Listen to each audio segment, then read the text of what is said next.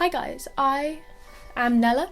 Welcome if you haven't been here before, and welcome if you have been here before. Hello again, I guess.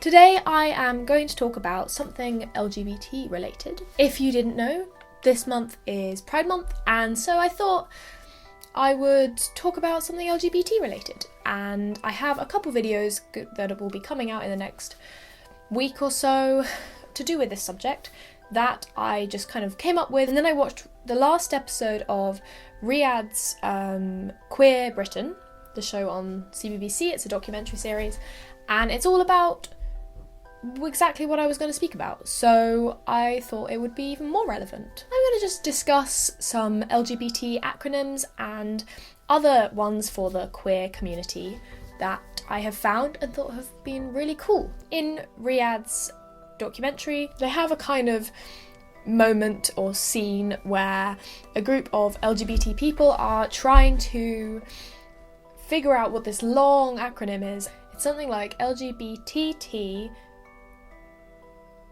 Q A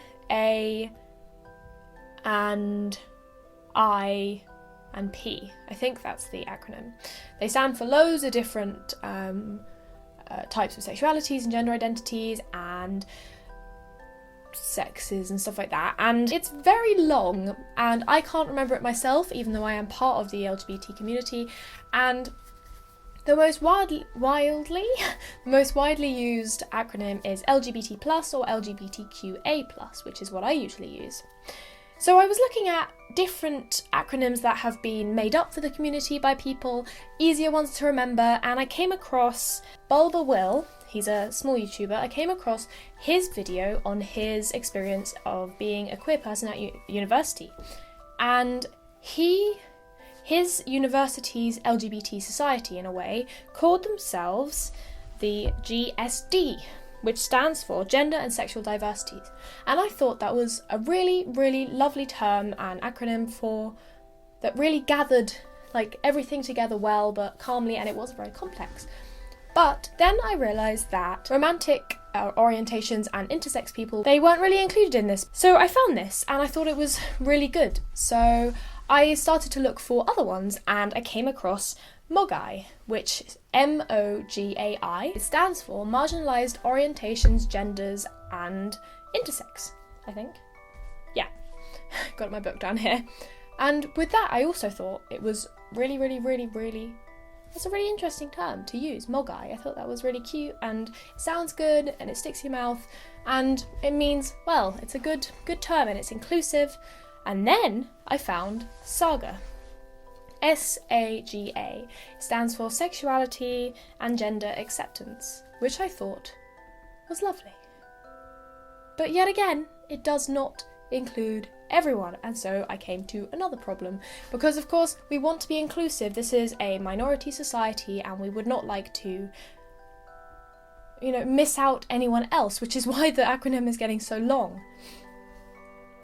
But I did think it was interesting because saga, the word, actually means a long story of heroic achievement, which I think is the best way to sum up exactly what the LGBT community have done historically and how much they've been through and how much they've managed to achieve. It's all good looking at the MOGAI and LGBT+, LGBTQA+,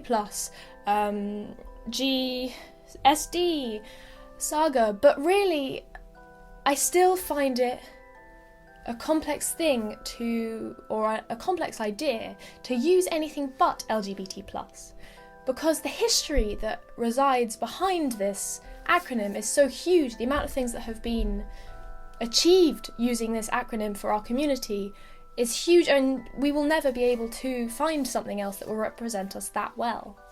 So although complex and not fully inclusive if you don't put the plus on the end, which is sometimes forgotten, it's too complex to attempt to replace, if that makes sense. I'm not really sure what this video is. I just wanted to give a list of the possible new terms, or the possible terms that you could use maybe in your friend group or in your community to refer to the queer community or the LGBT plus LGBTQA plus community, and I thought I'd just leave it with you and maybe give it over to the comments, because I want to see what you think. I want to see what other names you've heard of.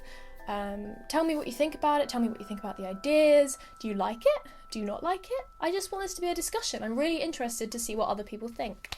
I hope you enjoyed this. I hope you're having a really good week. I'm having a pretty swell week, so nice. It's nice and sunny. And I hope you have a productive week, rest of your week. Remember to subscribe and like and comment, and go look at all my social medias that are down below. I'm active on Twitter a lot. Slightly less active on Instagram, but I will be when I go travelling this summer. Anyway, have a lovely day. Bye.